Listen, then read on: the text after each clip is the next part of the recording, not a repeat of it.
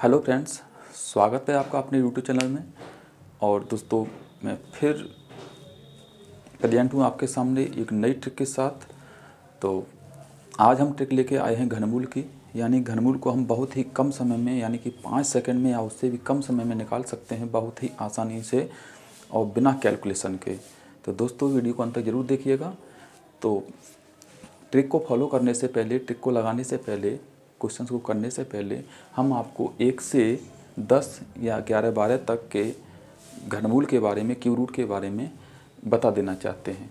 यानी कि अगर हम 1 का क्यूब रूट निकालेंगे तो 1 आता है, इसी तरह से 8 का क्यूब रूट निकालेंगे, घनमूल निकालेंगे तो 2 आएगा, 27 का 3 आता है। इस तरह से हमने कुछ संख्याएँ लिखी हैं, उनके घनमूल आपको याद होने चाहिए। अगर इस ट्रिक को अच्छी तरह से फॉलो करना है, सीखना है, तो आपको मिनिमम 1 से 12 तक, नहीं तो 10 तक तो आपको याद होने ही चाहिए। यानी कि 2 से 16 का घनमूल 6 होता है, 343 का 7 होता है, 729 का 9 होता है। ये आपको रटे होने चाहिए, याद होने चाहिए, तो ही इस ट्रिक को आप बड़ी आसानी से लागू कर पाएंगे। तो दोस्तों, उम्मीद करते हैं कि आप इनको बहुत अच्छे से पहले याद कर लेंगे, फिर इस ट्रिक को फॉलो करेंगे तो आपको बेटर रिजल्ट मिलेगा। तो चलिए दोस्तों, शुरू करते हैं।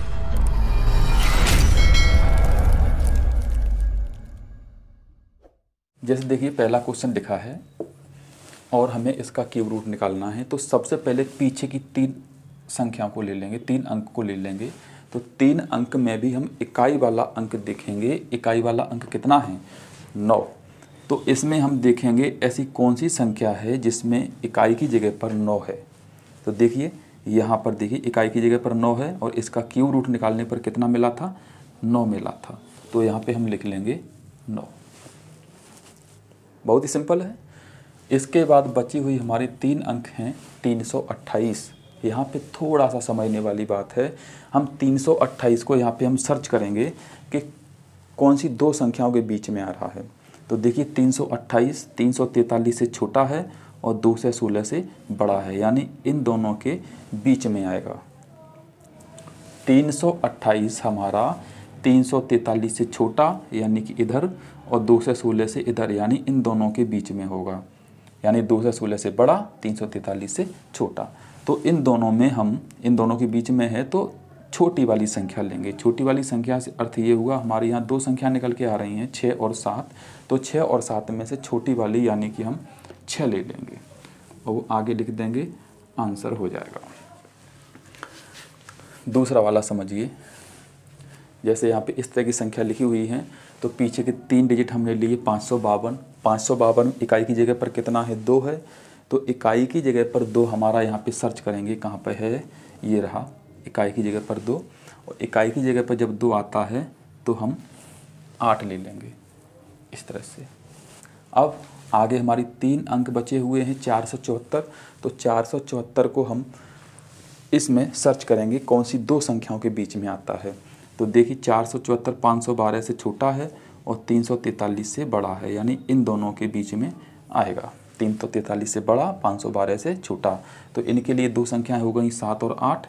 तो 7 और 8 में से हम छोटा वाला लेंगे। छोटे वाले का अर्थ ये हुआ, हम लेंगे 7 को और 7 आगे लिख देंगे, आंसर हो गया। ईजी है ना? अब तो लग रहा होगा कि बड़ी आसानी से सबको कर सकते हैं। तो हाँ भाई, कर सकते हो। फिर भी अगर नहीं समझ में आया तो आगे वाले एग्जाम्पल्स में कर लेते हैं। तो देखिए, यहाँ पे 3 डिजिट हैं 688। तो देखिए, इसमें जल्दी से 8 कहाँ है? ये है। 8 के लिए कितना लिखते हैं? 2।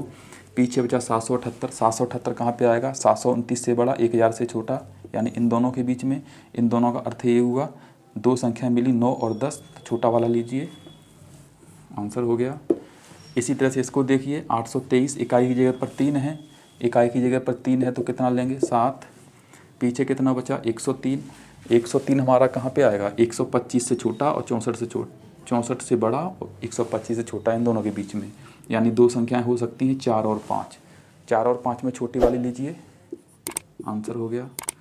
इसको देखिए, 787 इकाई की जगह पर कितना है? 7 है। तो इकाई की जगह पर 7 है, यानी ये रहा इकाई की जगह पर 7। इकाई की जगह पर 7 है, तब कितना आएगा? 3। बचा हुआ कितना है? 571।